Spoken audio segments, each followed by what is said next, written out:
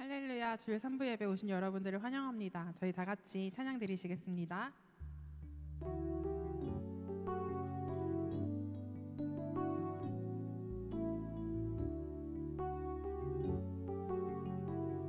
우리 모일 때 주 성령이 임하리. 우리 모일 때 주 이름 높이리.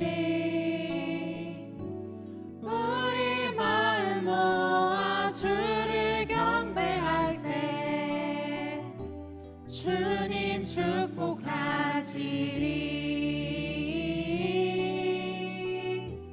주님 축복하시리.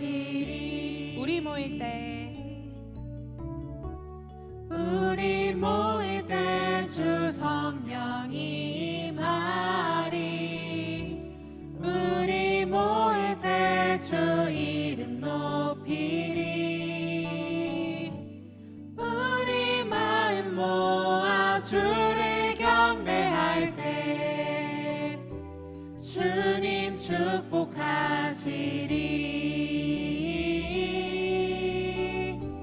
주님 축복하시리. 우리 이번에는 한 해 동안 함께 해온 우리 옆 청년들과 함께 서로 축복하면서 다시 한번 찬양 드리기 원합니다. 앞뒤 옆 다 돌아보시면서 자유롭게 축복하시겠습니다. 우리 모일 때 주 성령이 임하리. 우리 모일 때 주 이름 높이리. 우리 마음 모아 주를 경배할 때 주님 축복하시리. 주님 축복하시리. 마지막으로 한 번 더 서로 축복하겠습니다. 우리 모일 때 주 성령이 임하리. 우리 모일 때 주 이름 높이리. 우리 마음 모아 주를 경배할 때 주님 축복하시리.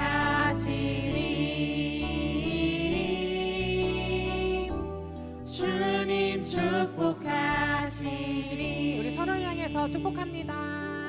축복합니다.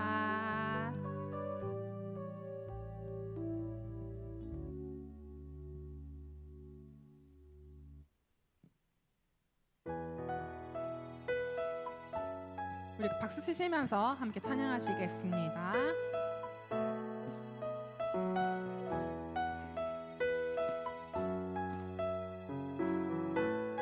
우리 함께 손잡고 가세. 우리 함께 손잡고 가세. 조금 느리고 어려울지라도 주님 부르신 그 간격 붙잡고 손잡고 함께 가세. 우리 함께 손잡고 가세. 때론 더디고 힘겨울지라도 주님 부르신 그날을 향하여 손잡고 함께 가세. 우리 걸어가는 이 길이 결코 처음 밟는 길은 아니야. 수천 년 동안 온 땅 곳곳에서 주님 따른 흔적이 있으니 우리 걸어가는 이 길이 낯설고 두려워 보일지라도 삶의 무게를 뚫고 흘러들어오는 주님 부활의 생명을 봐. 우리 함께 손잡고 가세. 조금 느리고 어려울지라도 주님 부르신 그 간격 붙잡고 손잡고 함께 가세. 우리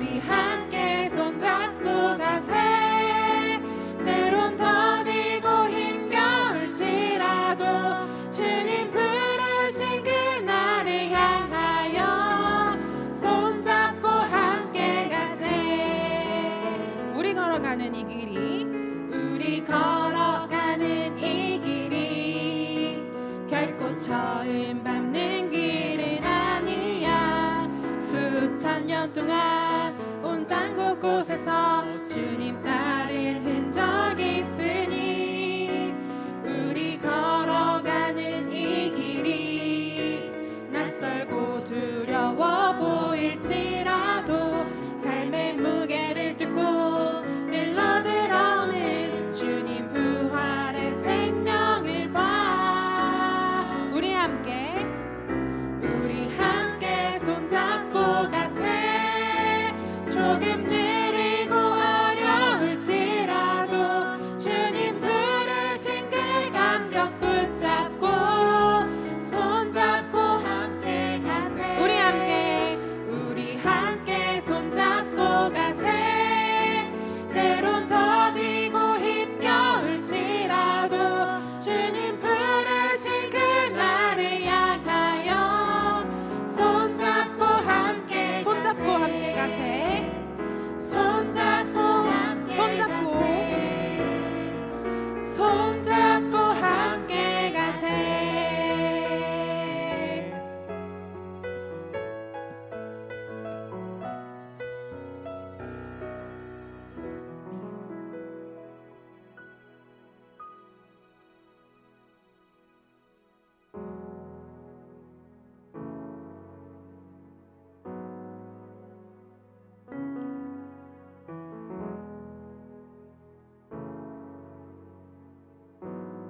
우리는 하나님의 자녀. 우리는 하나님의 자녀. 주 사랑 안에 우리 거할 때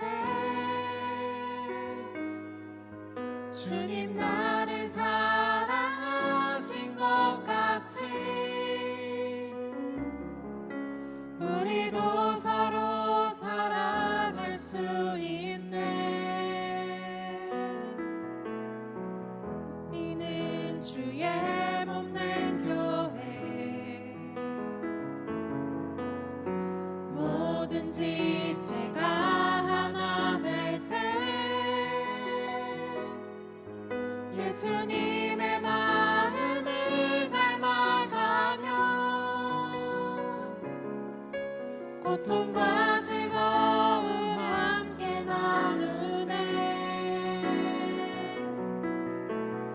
하나님 안에서 우리 서로 이어져 주가 거하실 성전이 되네. 모퉁이 돌 대신 예수와 하나 되게 하신 성령 안에 함께 지어져 가네. 우리 한 번 더 찬양합시다. 우리는 하나님의 자녀. 주 사랑 안에 우리 거할 때 주님 나를 사랑하신 것 같이 우리도 서로 사랑할 수 있네. 우리는 주의 몸된 교회. 뭐든지 제가 하나 될 때 예수님의 마음을 닮아가며 고통과 즐거움 함께 나누네. 하나님 안에서 우리 서로 이어져 주가 거하실 성전이 되네.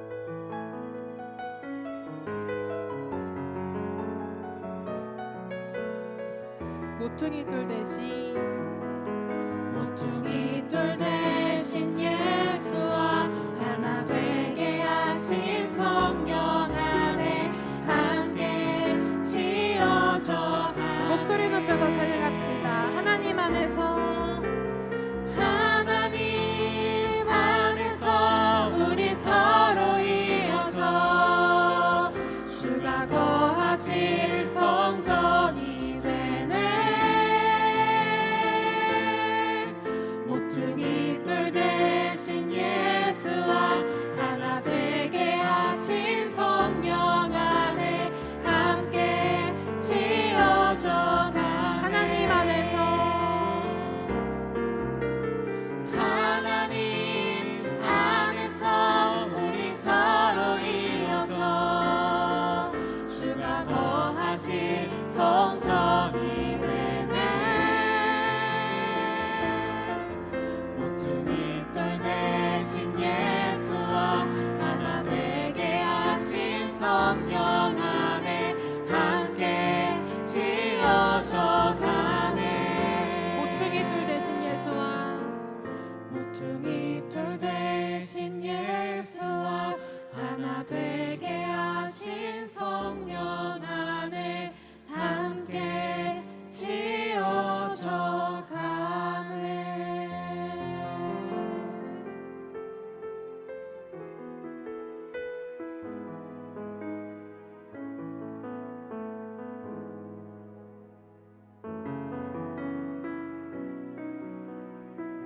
완전하신 나의 주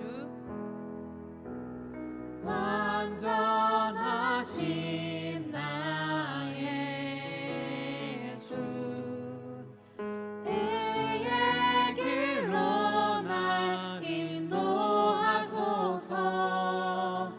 행하신 모든 일 주님의 영광 다 경배합니다. 네, 한 번 더 고백합시다. 완전하신 나의 주 의의 길로 날 인도하소서. 행하신 모든 일 주님의 영광 다 경배합니다. 예배합니다. 찬양합니다. 주님만 날 다스리소서. 예배합니다. 찬양합니다. 주님 홀로 높임 받으소서. 완전하신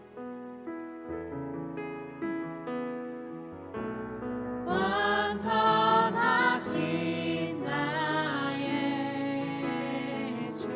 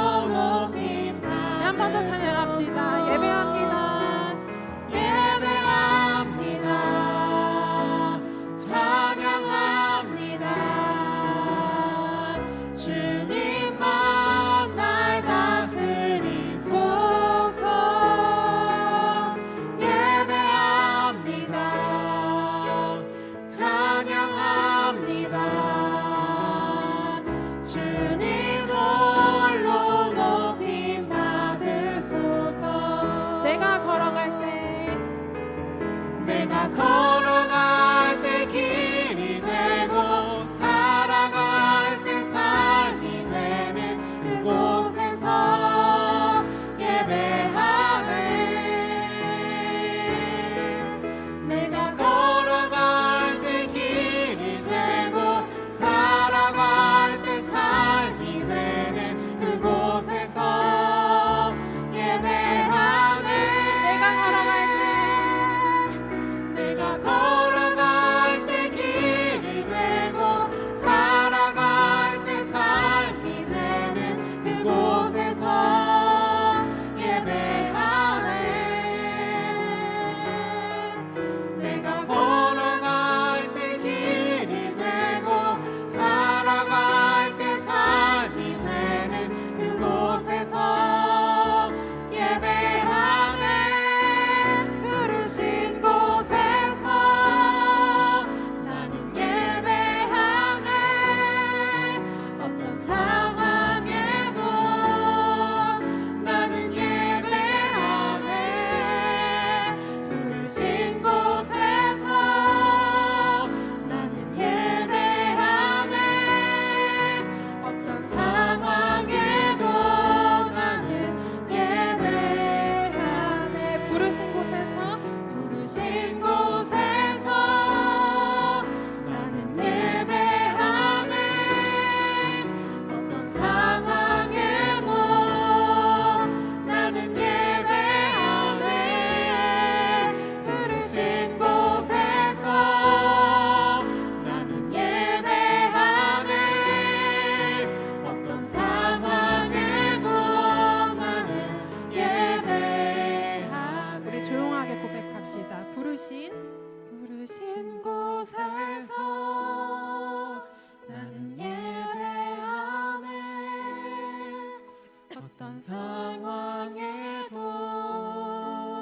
나는 예배하네. 부르신 곳에서 나는 예배하네. 어떤 상황에도 나는 예배하네.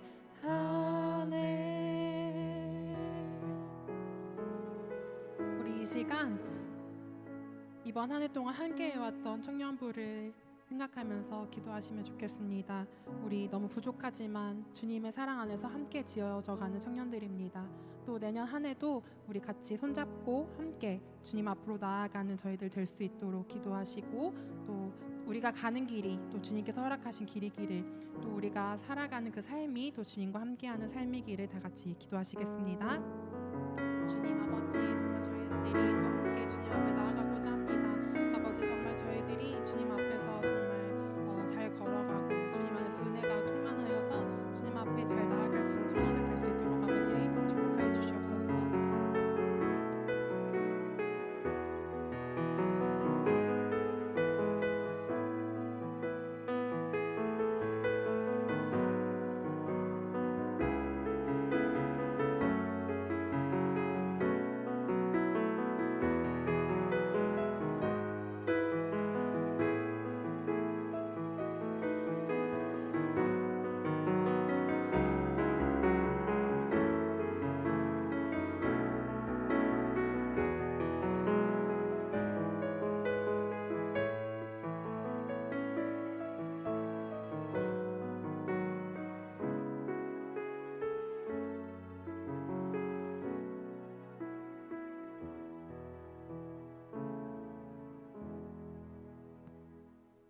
사랑이 많으신 하나님, 추운 날씨임에도 불구하고 이렇게 2025년 마지막 주일에 함께 모여 예배하게 하심에 감사드립니다.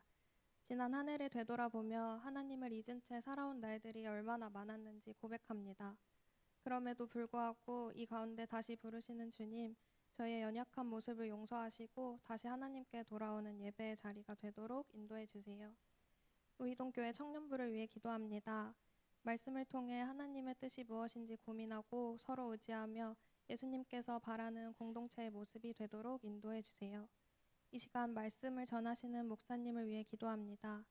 사랑과 지혜를 더하여 주셔서 전해지는 모든 말씀을 통해 주님의 사랑을 더욱 깊이 알 수 있도록 허락해 주세요. 또 말씀을 듣는 것에 그치지 않고 삶 속에서 실천하며 살아갈 수 있도록 저의 마음을 지켜주세요. 2026년 새해에도 예배와 청년부를 위하여 각자의 자리에서 섬기고 헌신하는 모든 청년들의 수고를 기억해 주시고 힘을 더하여 주세요. 이제 말씀을 듣습니다. 끝나는 시간까지 하나님께서 함께해 주심을 믿고 예배의 자리가 주님과 나의 온전한 시간이 될 수 있도록 허락해 주세요. 이 모든 말씀 살아계신 예수 그리스도의 이름으로 기도드립니다. 아멘.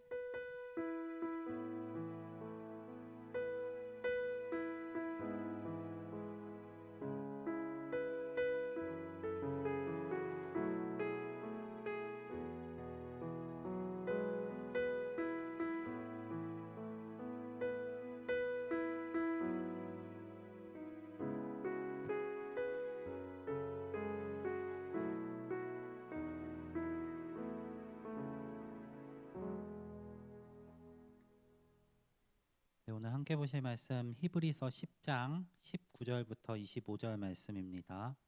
신약 성경 364면에 있습니다.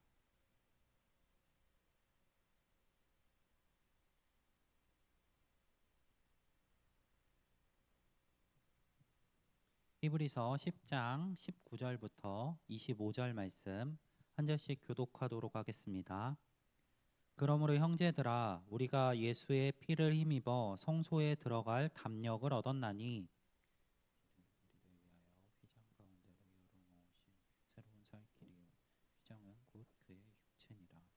또 하나님의 집 다스리는 큰 제사장이 계심에 우리가 마음에 뿌림을 받아 악한 양심으로부터 벗어나고 몸은 맑은 물로 씻음을 받았으니 참 마음과 온전한 믿음으로 하나님께 나아가서 또 약속하신 이는 믿으시니 우리가 믿는 도리의 소망을 움직이지 말며 굳게 잡고 서로 돌아보아 사랑과 선행을 함께 보겠습니다.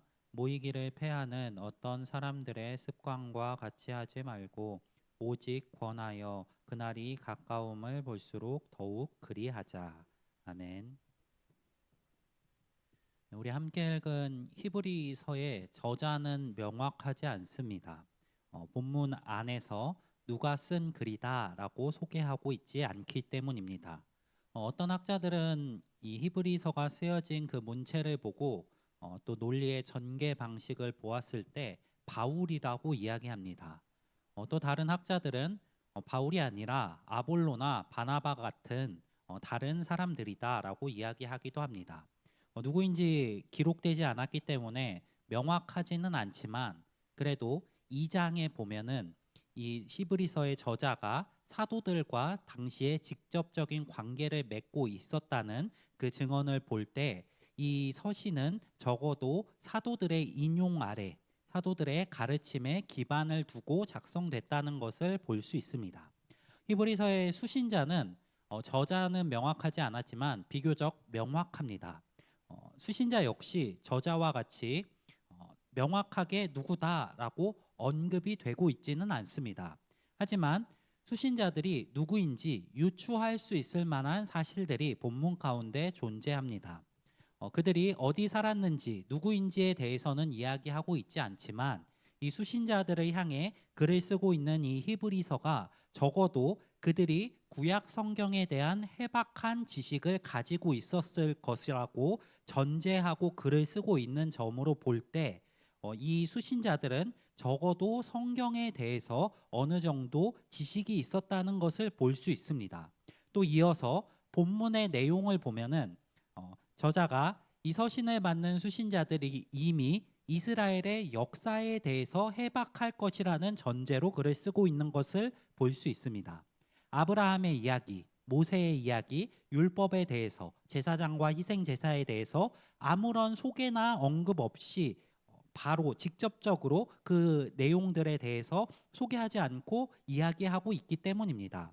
이스라엘 백성들이 적어도 그 후손들이기 때문에 그 스스로의 역사를 알고 있었고 그들이 가지고 있었던 이 성경에 대해서 알고 있었다는 것을 전제로 하고 글을 쓴 것을 볼 때 이 편지의 수신자는 의심할 여지 없이 당시 남아 있었던 유대인이라고 볼 수 있습니다. 그 점으로 인해서 우리 함께 읽은 책이 히브리서라는 이름이 붙여지기도 하였습니다. 당시 이 편지의 수신자였던 유대인들은 이중적으로 고난을 당하고 있었습니다. 한편으로는 로마 정부로부터 고난을 당했습니다. 자신의 독립적인 정부가 수립되지 못하고 지배당하고 있다는 것 자체도 고난이었는데 로마 정부가 기독교를 박해하기 시작하면서 이 고난은 더욱 심해졌습니다. 그리스도를 믿는 사람들을 옥에 가두기도 하였고 또 투기장에 넣어서 사람들에게 그 죽음을 관람시키기도 하였습니다. 로마 정부로부터 너무나 어려운 박해를 받고 있었기 때문에 많은 사람들이 신앙을 저버리기까지 하였습니다. 이것이 일반적인 기독교인들이 겪는 박해였다고 한다면 오늘 본문의 수신자인 유대인들은 여기에 추가로 민족적인 박해 역시 당하고 있었습니다. 예수를 믿는 유대인들, 그 유대인들은 같은 종족인 유대인들로부터 박해받았습니다. 그들은 예수님을 인정하지 않고 신성 모독자로 여기며 죽음에 이르게 한 사람들입니다. 이제 와서 기독교를 인정한다면 그들 스스로의 잘못을 인정하는 것이 되고 그들은 그것을 받아들일 수가 없었습니다. 그래서 이미 로마로부터 박해가 있기 한참 전부터 유대인들로부터 그리스도인들을 향한 박해가 있어 왔습니다. 같은 민족인 그 유대인들을 향해 예수를 신성 모독자라고 한 것처럼 그들도 역시 신성 모독의 죄를 저지르고 있다고 하면서 박해하기 시작했습니다. 이러한 박해가 본격적으로 사울의 주도로 이루어졌고 그 박해로 인해서 많은 유대인들이 예루살렘에서 함께 모여 지내지 못하고 각지로 흩어지게 되었습니다. 하지만 각지에도 그곳에 있는 유대인들이 있었기 때문에 그곳에서 여러 가지 박해를 받고 멸시와 어려움을 겪었던 것이 오늘 편지의 수신자인 유대인들, 그리스도인들의 상황입니다. 히브리서는 이렇게 각지에서 고난을 당하고 있는 유대인 그리스도인들을 향해 위로하고 권면을 하기 위해 쓰여졌습니다. 저자는 예수님이 어떠한 분이신지를 되새기도록 하기 위해 그리고 박해 속에서도 예수님을 향한 믿음을 지키고 굳건하게 하기 위해 여러 가지 권면을 하고 있습니다. 저자가 행하는 권면은 독특한 방식으로 구성되어 있습니다. 저자는 본론에서 예수님을 구약에 등장하는 핵심적인 4가지와 비교하고 있습니다. 예수님이 이 구약에 존재했었던 이스라엘 백성들에게 주어진 그 은혜보다 훨씬 더 우월하고 탁월한 분이심을 강조하면서 그들이 믿고 있는 바를 굳건하게 지켜나가도록 하게 하기 위함입니다. 그 첫 번째 비교의 대상은 천사입니다. 예수님과 천사를 비교합니다. 갑자기 웬 천사냐라고 생각하실 수도 있겠는데 신명기 33장 2절을 근거로 해서 유대인들은 그 하나님께서 모세에게 율법을 주실 때 그 율법이 천사를 통해 전달되었다고 전통적으로 가르칩니다. 여기서 말하는 이 천사는 하나님의 율법을 전하여 준 자로 이해할 수 있습니다. 그 천사와 예수님을 비교하면서 구약의 그 율법을 전해준 천사에 예수님이 비교할 수 없이 우월한 분이심을 강조하면서 구약에서 그 천사가 전해준 율법에 순종하지 않음으로 멸망했었던 그 이스라엘 사람들, 그 사람들에 대해 이야기하며 그 사람들도 멸망하게 되었는데 천사보다 훨씬 우월하신 분이신 예수 그리스도께서 전해주신 복음을 업신 여기는 자들의 그 끝은 어떠할 것인지를 상기시키며 경고하는 것입니다. 결국 천사가 전해준 율법보다 뛰어난 복음을 전해준 예수님을 강조하면서 그들이 지금 가지고 있는 이 복음을 향한 믿음을 굳건하게 지켜나갈 것을 권면하고 있습니다. 두 번째로 비교하는 대상은 모세와 약속의 땅과 또 예수님과 천국에 대해서 비교합니다. 모세가 애굽에서 종살이하던 그 이스라엘 백성들을 인도하여서 그 약속받은 땅으로 여정을 떠납니다. 그 과정 가운데 약속받은 땅으로 순간이동처럼 순식간에 이동하는 것이 아니라 그 과정에는 광야라는 고난이 존재합니다.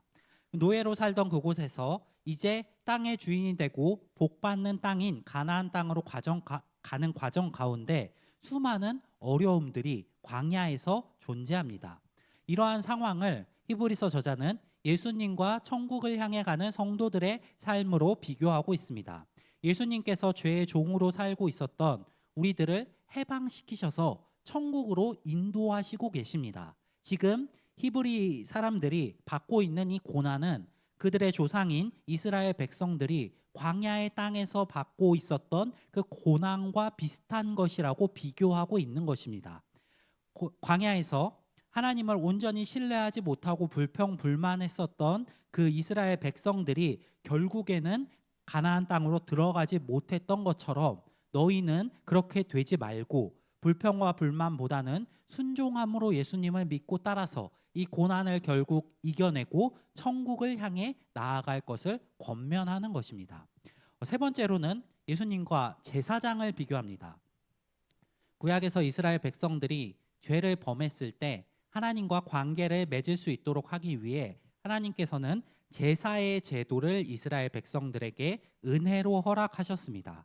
이 제도는 거룩하게 구별된 제사장이라는 존재를 통해 하나님과 사람들이 관계를 맺을 수 있도록 하는 제도였습니다. 이스라엘 백성들이 죄를 범하였을 때 그들은 하나님 앞으로 나아와 제사장들의 주관 아래 제사를 진행함으로 다시 깨끗함을 입어서 하나님의 백성이 되고 하나님과 관계를 맺어 나갈 수 있었습니다. 하지만 이 제도는 문제점, 한계점을 가지고 있습니다. 제사장들 역시 사람이라는 점에서 그 한계가 존재합니다. 제사장이 아무리 거룩하게 구별되었다고 할지라도 그들이 죄를 범하게 된다면 그들 역시 부정하게 되는 것이 한계였습니다. 이 부정하게 될 수 있는 제사장들은 그래서 제사를 인도하기 이전에 먼저 자신을 위해서 제사를 드립니다. 백성들의 죄를 씻기 위해서 먼저 자신의 죄를 씻어야 했던 것이 구약의 제사 제도의 한계였습니다. 이 한계를 가진 제사장들, 그 제사장들과 예수님을 비교하고 있습니다. 구약의 제사장들이 아무리 아론의 후손으로서 거룩하게 구별되었다고 할지라도 죄 없으신 예수님과 비교할 수 없는 분임을 강조합니다. 예수님께서는 하나님께서 특별히 택하신 멜기세덱과 같은 그러한 방식을 따르는 제사장으로 완전하신 제사장으로 오셨습니다. 그렇기 때문에 예수님을 거부하는 것은 구약 시대에 제사를 거부하며 하나님과 화목을 회복하지 않았던 이스라엘 모습과 같이 예수님을 거부하는 것은 하나님과의 화목을 거부하는 것임을 강조합니다. 그리고 이 히브리서의 수신자인 유대인 기독교인들로 하여금 예수를 더욱더 붙들고 의지할 것을 권면합니다. 마지막 네 번째로 오늘 함께 읽은 본문에 해당하는 부분인데 희생 제사와 그리고 언약과 예수님을 비교합니다. 저자는 예수님이 이전에 가지고 있었던 그 제사의 한계, 그 한계를 극복하게 하신 분임을 강조합니다. 이전에 구약에서 드려지고 있었던 제사는 제사장도 부족했지만 다른 이유로도 한계를 가지고 있었습니다. 이 제사는 한 번 지내지고 끝나는 것이 아니라 매년마다 또 누군가 죄를 지었을 때 매 순간마다 계속해서 반복되어 지내졌습니다. 계속해서 반복적으로 제단 위에 제물이 불살라지며 끊임없이 지내졌습니다. 그렇게 되었던 이유는 인간들의 죄가 끊임없이 반복되었기 때문이기도 하고 제물이 한계를 가지고 있었기 때문이기도 합니다. 당시 드려졌던 제물은 양이나 소, 염소 같은 짐승을 제물로 드렸습니다. 우리 사람과 비교했을 때 너무나 보잘것없는 제물이었습니다. 우리 사람에 대해서 성경은 하나님의 형상을 가진 자라고 이야기합니다. 하나님의 형상을 가진 자인 사람을 위해 하나님의 형상을 가지지 못한 짐승들을 제물로 드렸기 때문에 제물의 한계를 가지고 있습니다. 또 이어서 앞서 말씀드린 제사장들의 한계도 가지고 있습니다. 예수님께서는 신약 시대에 이르러서 이 구약 제사의 한계를 극복하는 방식으로 완전한 제사를 드리십니다. 예수님께서는 반복적으로 죄를 짓는 인간들이 그 반복성을 극복할 수 있는 방식으로 완전한 제사를 드리십니다. 예수님께서 우리를 위해 단번에 죽으셨다라고 성경은 증언합니다. 과거의 구약에서는 계속해서 제물들이 죽어야 하는데 예수님께서는 단번에 우리를 위해 죽으십니다. 예수님의 죽으심을 통해서 이루어진 제사는 과거에 우리가 지었던 죄뿐만 아니라 미래에 아직 우리가 짓지 않은 그 모든 죄까지 사하여 주시는 방식으로 진행됩니다. 또 제물 역시 한계를 가지지 않는 제물입니다. 구약에서는 하나님의 형상을 가진 인간보다 부족한 제물을 하나님의 형상을 가진 인간을 위해 드렸다면은 예수님께서 드리신 제사는 하나님의 형상을 가진 인간을 위해 그보다 훨씬 더 우월한 하나님 자신이 제물이 되셨습니다. 이 제물은 한계를 가지지 않은 완전한 제물이 되었습니다. 또 이 제사를 주관하는 제사장 역시 완전한 제사장입니다. 예수님께서는 이 땅에 왕으로 오셨으며 또 제사장으로 오셨습니다. 이 제사를 지내시는 제사장은 아무런 죄도 없으신 분이시고 아무런 흠 없는 완벽한 제사장이십니다. 인간의 모든 죄를 사하시며 그 완전한 제물이 되신 상황에서 이 제사를 우리를 위하여 드려 주셨습니다. 그렇기 때문에 이제 더 이상 제사가 반복될 필요가 없습니다. 우리는 그 한 번의 완전한 제사를 통해서 구원을 받았습니다. 그러한 상황, 지금 앞서 이야기했었던 이 네 가지를 전제로 오늘 바울은 고난당하고 있는 당시의 그리스도인 유대인들을 위해서 권면하고 있습니다. 바울은 지금 그들의 상황을 오늘 본문에서 이렇게 소개합니다. 우리가 그의 피로 말미암아 성소 하나님 앞에 들어갈 담력을 얻었다. 예수님의 피로 인해서 우리는 이제 성소로 들어갈 수 있게 되었습니다. 이것이 무슨 의미냐면 구약에서는 성소에 들어갈 수 있는 자가 한정되어 있었습니다. 오직 구별된 대제사장만이 성소에 들어갈 수 있었습니다. 그 대제사장만이 하나님께서 특별히 택하신 존재로서 하나님과 백성 사이에 놓여서 관계를 맺게 해주는 역할을 담당했습니다. 하지만 이제 그리스도를 통해서 우리와 하나님 사이에 누군가 존재할 필요가 없어졌습니다. 예수님의 사역을 통해서 우리는 하나님과 완전히 화목하게 되었고 이제 하나님과 직접적으로 관계를 맺을 수 있도록 그 문을 열어주셨습니다. 그것이 예수님의 피를 통해서 이루어졌습니다. 그리고 그 피를 주신 방식은 자신의 몸을 성소의 휘장처럼 열리게 하시는 것입니다. 그 몸이 십자가에 달려 죽으심으로 그 휘장이 열리듯이 우리가 하나님께로 나아갈 통로를 열어주셨다는 것입니다.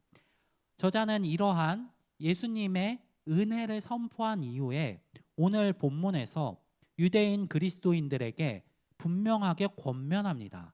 이 권면은 두 가지 차원이 있습니다. 먼저 첫 번째로는 개인적인 차원으로 권면합니다. 참 마음과 온전한 믿음으로 하나님께 나아가라고 이야기합니다. 온 마음을 다해 믿음을 가지고 하나님께 나아가라는 것입니다. 또 이어서 우리가 믿는 도리를 굳게 잡아라 라고 이야기합니다. 예수 그리스도를 통해 받은 복음의 가르침을 굳게 붙잡아라 라고 이야기하는 것입니다.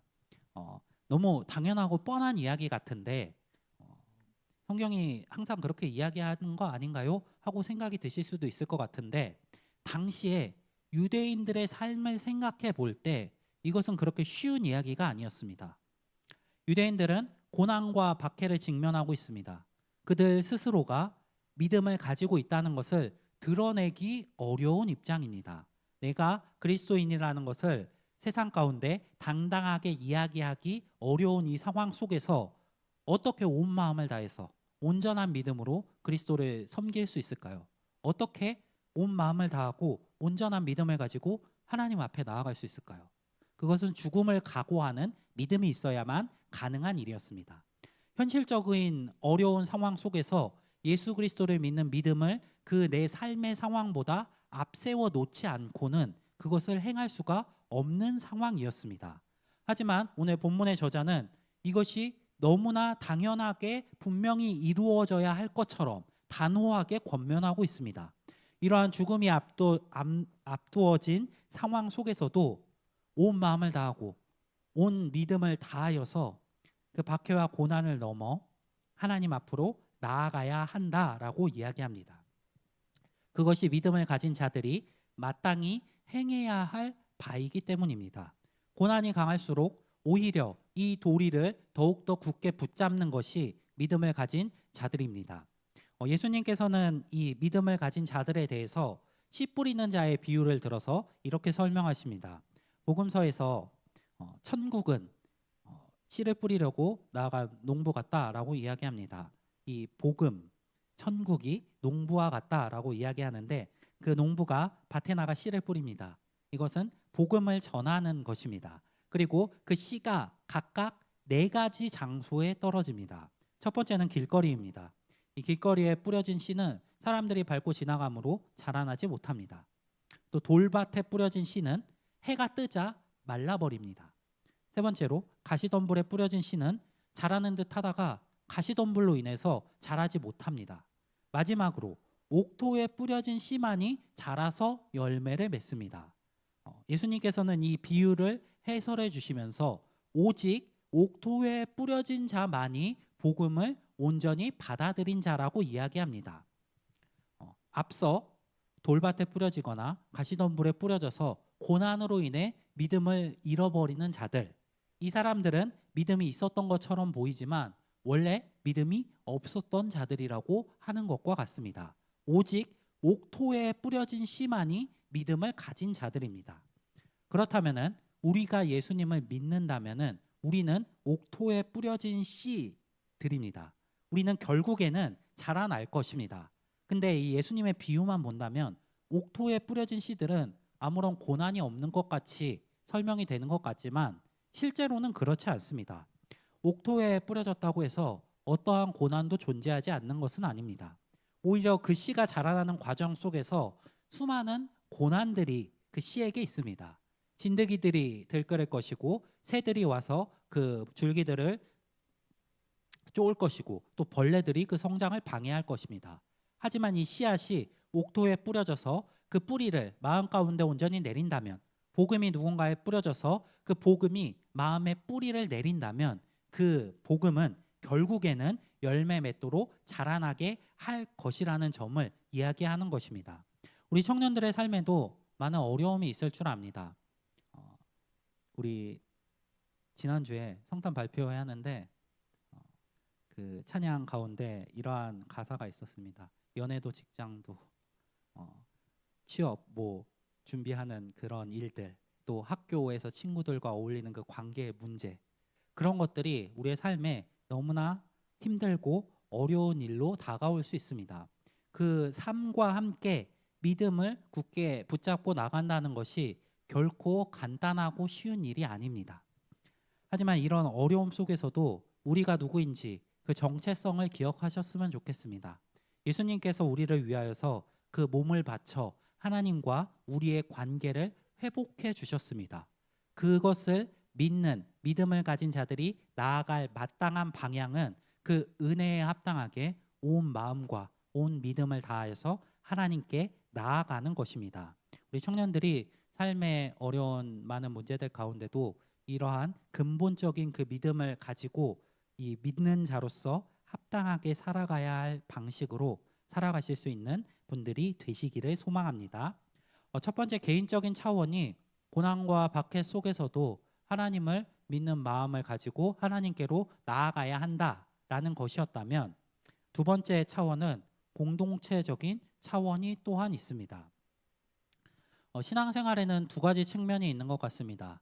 첫 번째는 개인적인 신앙입니다. 나 개인의 신앙이 하나님과의 관계를 맺어가는 그 개인의 신앙이 물론 중요합니다. 나의 믿음이 어떠한가, 우리의 구원과 직결되어 있는 굉장히 중요한 문제입니다. 하지만 성경은 이것이 중요하다고 말하기는 하지만 이것이 전부라고 가르치지는 않습니다. 개인의 신앙이 중요하지만 개인의 신앙이 올바르게 세워지기 위해서는 그 신앙은 공동체 안에서 세워져야 합니다. 구약에서는 백성들이 한 민족으로서 공동체를 이루었습니다. 국가 전체가 하나의 신앙 공동체였습니다.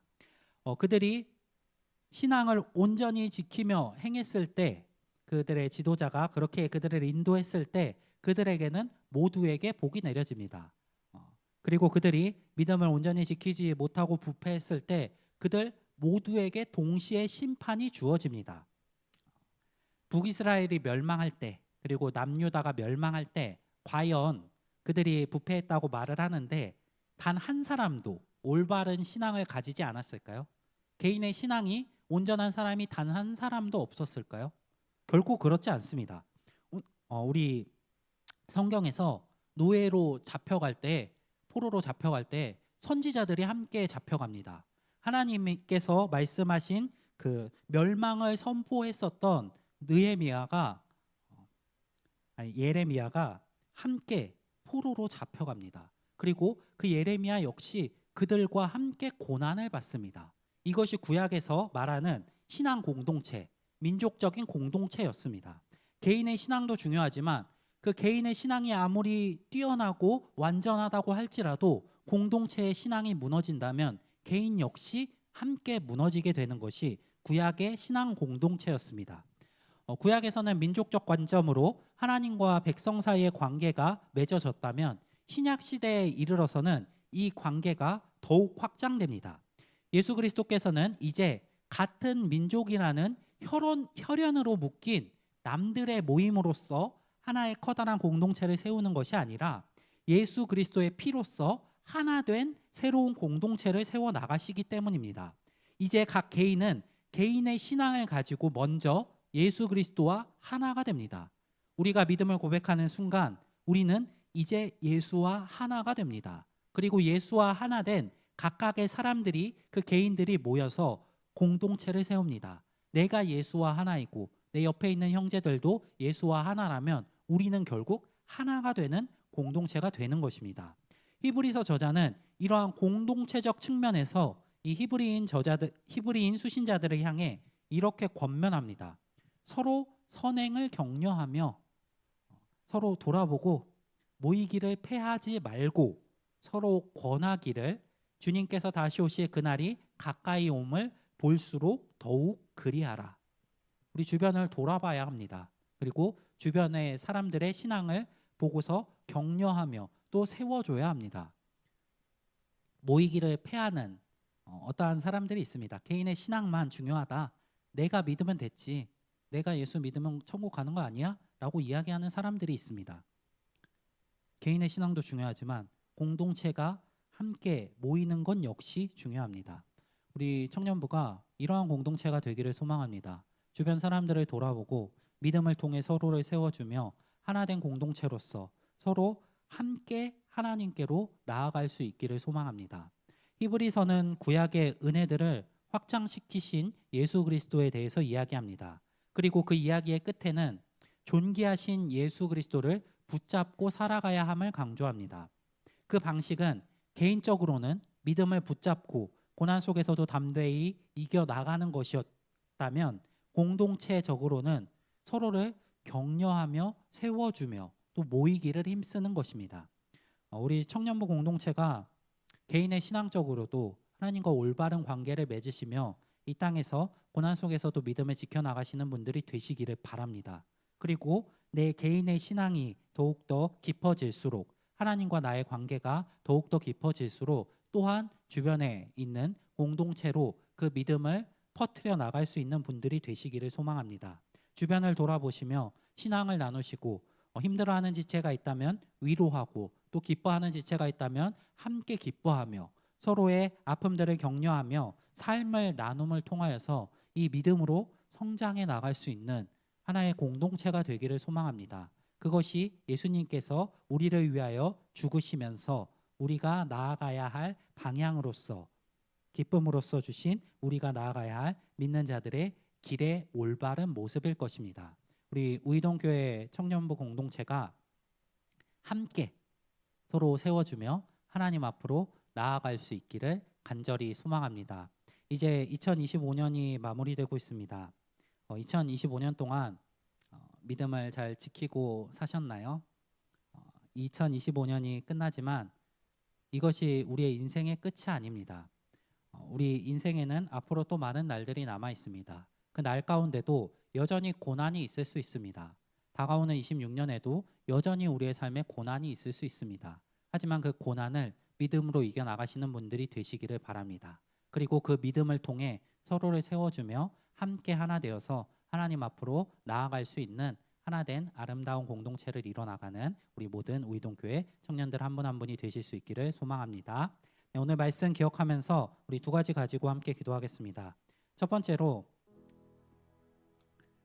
우리의 삶에 있는 고난으로 인하여서 낙심하지 않고 믿음을 더욱더 굳건히 하며 나를 구원하신 예수를 믿는 믿음대로 살아낼 수 있는 청년 되게 해달라고 기도하겠습니다.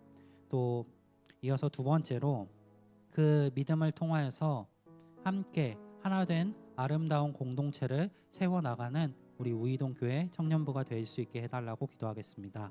이 두 가지 기도 제목 놓고 함께 기도하며 나아가겠습니다.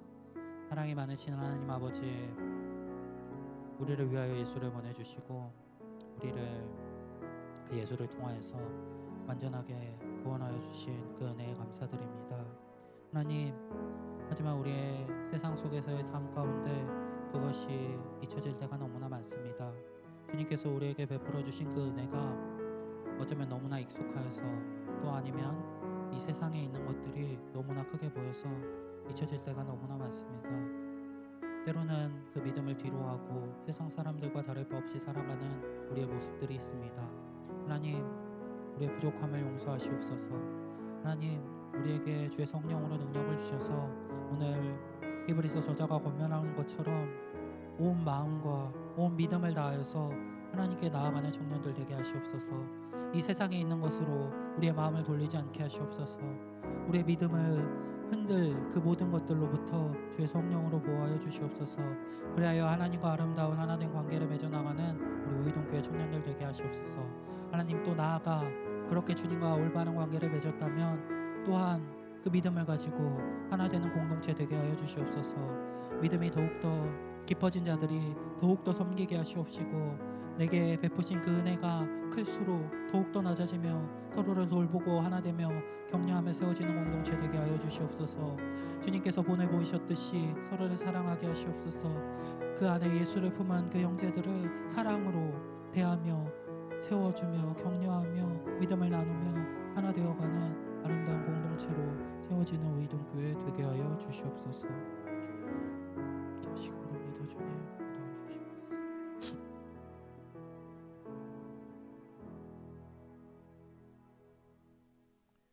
사랑이 많으신 하나님 아버지, 우리는 주님 앞에 아무것도 아니었지만 우리를 먼저 사랑하셔서 예수 그리스도를 보내주시고 그 완전하신 방식으로 우리를 구하여 주신 주의 은혜에 감사드립니다. 우리가 그 은혜를 힘입어 이제 하나님 앞으로 나아갑니다. 믿음을 가지고 또 온 마음을 다하여서 주님 앞으로 나아갈 수 있도록 우리를 인도하여 주시옵소서. 우리 각자의 자리에서 우리를 유혹하고 힘드는 것들이 너무나 많습니다.